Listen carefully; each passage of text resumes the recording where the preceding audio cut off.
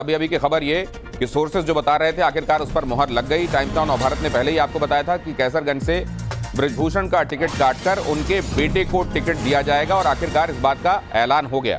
उनके बेटे को, बृजभूषण शरण सिंह के बेटे को कैसरगंज से भारतीय जनता पार्टी की टिकट मिल गई है। टाइम्स नाउ नवभारत ने पहले ही आपको इस बारे में जानकारी दी थी कि कैसरगंज से बृजभूषण शरण सिंह का टिकट कटेगा और बृजभूषण शरण सिंह की जगह उनके बेटे को टिकट मिलेगा। वहां पर क्षत्रिय वोटों की तादाद को देखते हुए, कैसरगंज और आसपास के इलाकों में बृजभूषण शरण सिंह के दबदबे को देखते हुए, उनके खिलाफ शिकायतों के बावजूद उस परिवार को नजरअंदाज भारतीय जनता पार्टी नहीं कर सकती थी और भारतीय जनता पार्टी ने इसलिए उनके बेटे को ये टिकट दी। कैसरगंज से बृजभूषण शरण सिंह का टिकट कटा, लेकिन उनके ही बेटे को टिकट मिल गया। करण भूषण सिंह 1990 में इनका जन्म हुआ था। करण भूषण सिंह को ये टिकट मिली है। आइए चले हमारे संवाददाता मनीष यादव आपको इस बारे में और ज्यादा जानकारी दे रहे हैं। मनीष, तो वो कौन सी परिस्थितियां बनी जिसमें ये दोनों चीजें हुई, बृजभूषण शरण सिंह का टिकट कटना और करण सिंह को टिकट मिलना? देखिए दिनेश, जो उनके खिलाफ मामले चल रहे थे, जो स्पोर्ट्स एकेडमी से जुड़ा मामला था, खिलाड़ियों ने जो आरोप लगाया था, वो मामला बृजभूषण शरण सिंह पर भारी पड़ता हुआ दिखाई दिया। लेकिन राहत की बात ये रही कि परिवार में ही उनके बेटे को टिकट मिल रहा है, क्योंकि कैसरगंज, अयोध्या, इन इलाकों में बृजभूषण शरण सिंह का मजबूत आधार माना जाता है। यहाँ पर उनकी मजबूत पकड़ मानी जाती है। तो ऐसे में उनके अनुभव का लाभ भी बीजेपी को लेना था।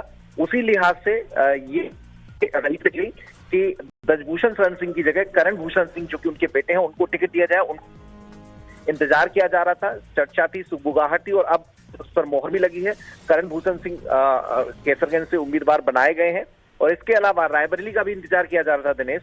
वहां से दिनेश प्रताप सिंह, जो पहले चुनाव लड़े थे, मंत्री हैं राज्य सरकार में, उनको दोबारा बीजेपी ने वहां से उम्मीदवार बनाया है। पहले सोनिया गांधी के खिलाफ चुनाव लड़े थे।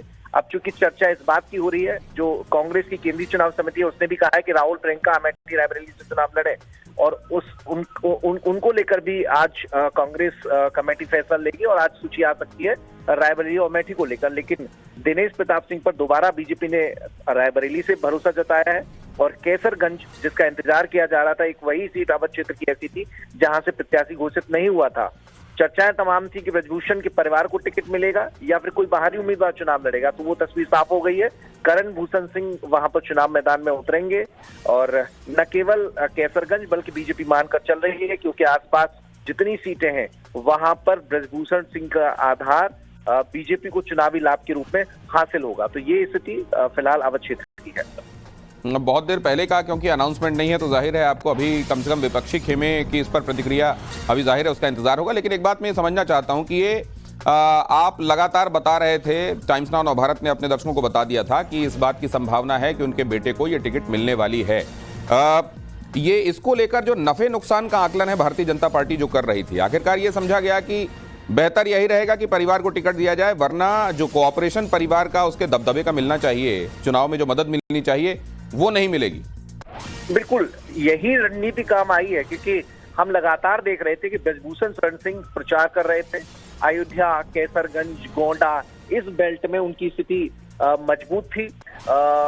लगातार हम बीच में अगर देखें, चुनाव से पहले भी वो सरकार पर भी हमलावर दिखाई दे रहे थे। कुछ मसले ऐसे रहे जिसका अदावत देखने को मिली। तो ऐसे में मजबूत आधार को देखते हुए बीजेपी का जो असेसमेंट था कि अगर बृजभूषण शरण सिंह को वहां से मौका नहीं दिया जाता तो वो स्थिति फायदेमंद नहीं होगी, इसमें कोई रिस्क नहीं लेना है।